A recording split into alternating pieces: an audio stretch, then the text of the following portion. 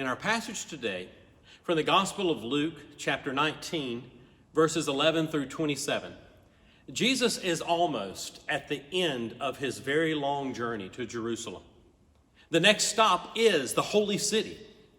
And before he arrives there, he tells people a story to correct any mistaken impression that they might have about what is about to happen when he gets to Jerusalem. You see, the Jewish people believed that when Messiah came, that he would bring salvation, which they had narrowly defined. They thought Messiah would deliver his people, the Jewish people, from their oppressors, and then would help them destroy all of their enemies. They felt like all of that would take place almost the minute that Messiah entered the temple in Jerusalem. And the temple on Temple Mount would become the center of the world. Jesus is almost to Jerusalem. So the disciples and the crowds, they could be thinking that all of that is about to happen, that big change. So he tells them a story to show them what's really about to take place. It's not the end of God's plan for salvation, but it's only the beginning.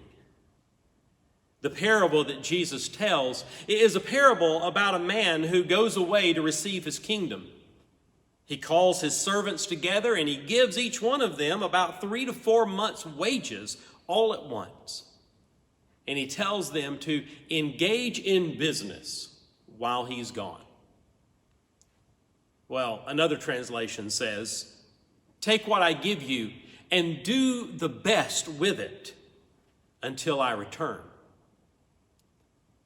Of course, when the king returned, one of the servants had done amazingly well. The king rejoiced.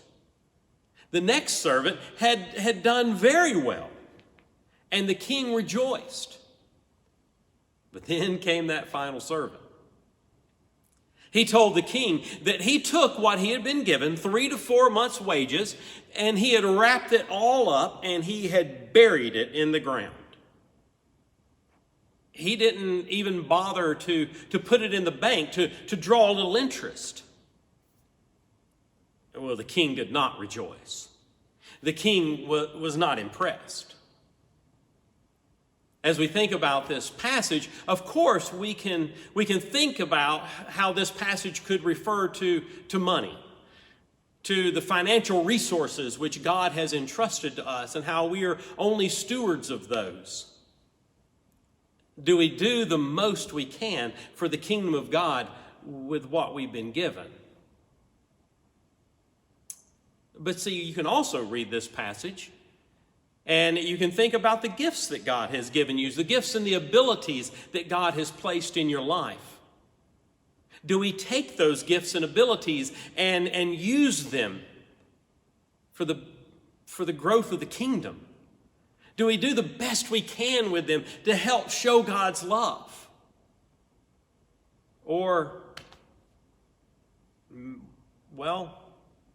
maybe we might as well bury them in the dirt for all the good they're doing. Jesus wants to use us all.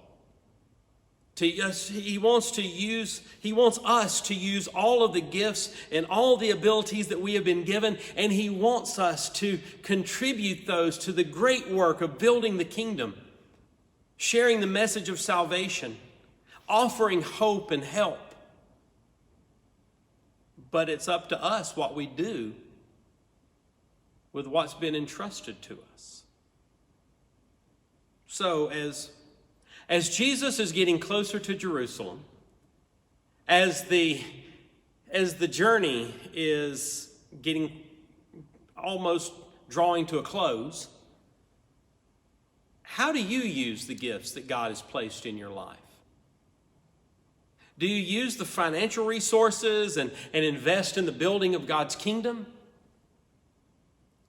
Do you use the gifts and the abilities that God has given you to help others, to help build the kingdom of God, to honor God to draw others to God.